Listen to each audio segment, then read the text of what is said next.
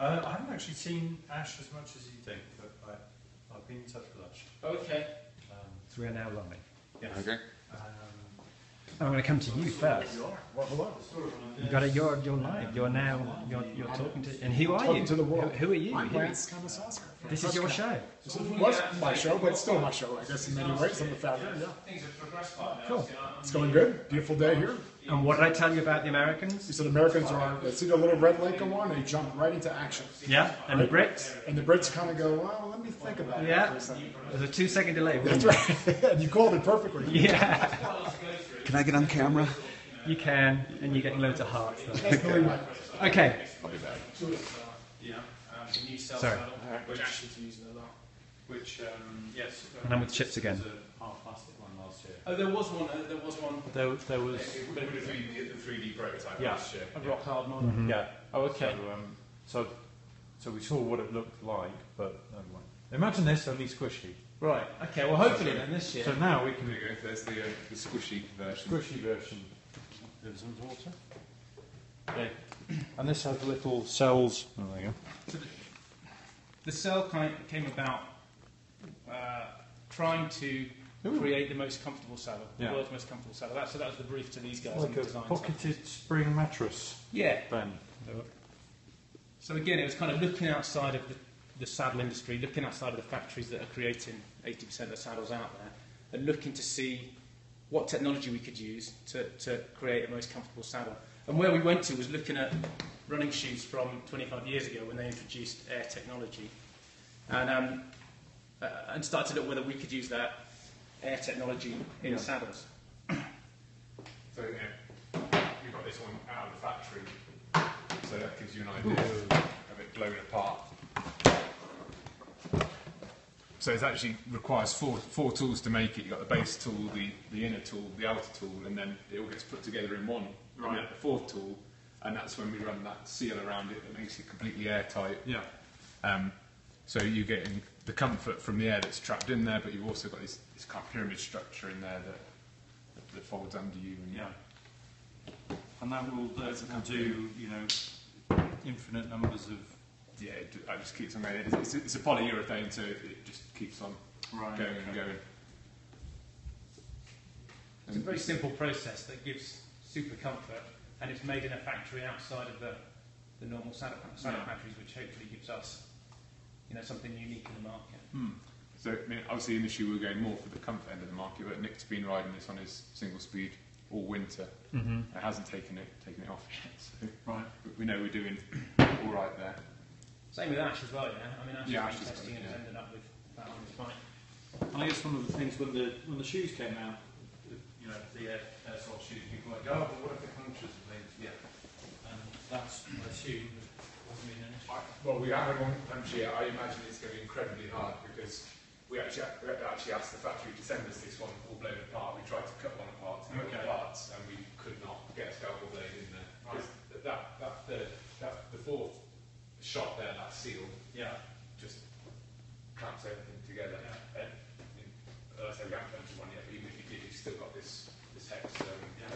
So, does the air pressure in here actually do anything to support it? It just the air that's trapped in there. There's not a specific air pressure. No. Yeah, I mean, I think that whole point about is it going to work, is it not, and that sort of scepticism has been interesting for us as a brand. Really, we've sort of tried to take a distinctly different approach to stuff, and within the industry, there's been some scepticism both with the cell product and also our water bottle.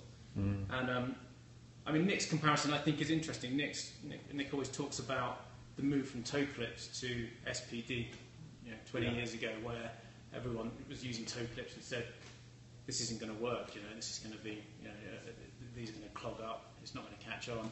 And a year later, everyone had switched. Within the industry, when it first came out, SPD was kind of frowned upon, and people thought, that's not going to happen. Yeah. And I think we're starting to find, obviously we're just about to launch our product, so it's really from just the testers that have been out using the products, we found that people have kind of like, I'm not sure if it's for me. And then they've come back converted. So the water bottle has now been out for a month or two with various people on off-road side of things and the road side of things. And on the off-road side of things, we've had amazing results. People say that it's much more secure than a traditional water bottle. Would you mind? Could we go through that just so we can put it on here? Absolutely, yeah, absolutely. Do the presentation on that, and then I won't do Periscope the whole time. I'll just. Okay, so let's just do the water bottle. The water bottle. Yeah. So, again, the fabric aim, us as a brand, is to, and where we think we're going to make big strides as a parts and accessories company, is by doing things differently that offer tangible benefits to cyclists. So we start off with the design process, which is obviously Ian's speciality, is to take what we think are good things on the market, what's the best on the market, and then look at how we can improve upon that, really. So, the water bottle is tried and tested. It's been around for a long time with a cage. How could we do something that really sort of stood out in the market? And these guys put their minds to it and came up with a cageless water bottle. And the aim for us is to have something which gives people a simply removed bottle with the mount built into the bottle. And then you have the plastic mounts on your frame here. Right. The combined weight of those two mounts is 3 grams. The bottle, the smaller size bottle, is now in production. This will be available from September. That'll retail at $11.99 or $20. And that comes as a kit with the bolts and the mounts already. So you get the bottle and cage for £11.99, the same kind of price as a bottle. And the mounts essentially work as a cage, and they're 3 grams rather than the lightest carbon cages, 28 grams I think it is, and costs about $70. So it's a complete solution for the price of a bottle. So obvious question is, and how can you test this? But how does it not come out on the rockiest of terrain? What's the kind of parameters of? Just getting out there and riding, actually. Yeah. So the parameter, we filled them with sand to make them really heavy, and then it's a winter riding on single speeds around the UK, where it's going to get a lot of abuse, and obviously picking it up, lifting it over stiles, getting it knocked about, and we haven't had any issues. So in tests, it's been far more secure. I mean, we've been surprised on the off-road side of things that it's caught on so well, because it has proved more secure than a traditional bottle. It fits into a smaller space than a traditional bottle. You don't have to put it out as far to remove it from the cage. And so that's a big benefit. And people are also finding they don't always want to ride with a bottle. So actually, the nice thing is that as soon as you remove the bottle, you kind of remove the cage. You're left with this rather than what can be quite an unsightly thing, just a bottle cage sitting there. Do they come in different colours? Yeah. So they come with a colour to match the lid, a standard and a black in there, don't they? Yeah. The play on this, so that just goes there, and then that's a reasonably secure plonk, isn't it? Yeah, I mean, it's a slightly different action to a traditional water bottle. So- It's intuitive. Yeah. It takes a little bit of getting used to, and actually, you almost need to be in a riding position to Yeah. have your weight above it to pull up in the right Yeah. way. Will it slacken off? Does it kind of like become less secure over time? As in, does this flex? It's not in our test. We've been testing for how long? I think we had the first ones before Taichung, didn't we? So it's been nearly 6 months now we've been running them. And not had a problem. Okay.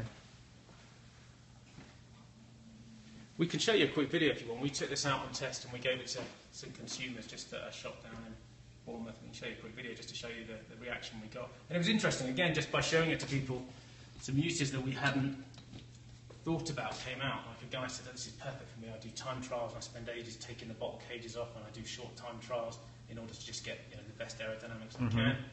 He's like, I don't need to do that anymore with this bottle. I'm like, okay, brilliant, that's another use for us. So shall I show you the video quickly? Sure. Yeah, just, I'm gonna quit off Periscope, so I'll be back on later on. Thanks for watching. Are you both in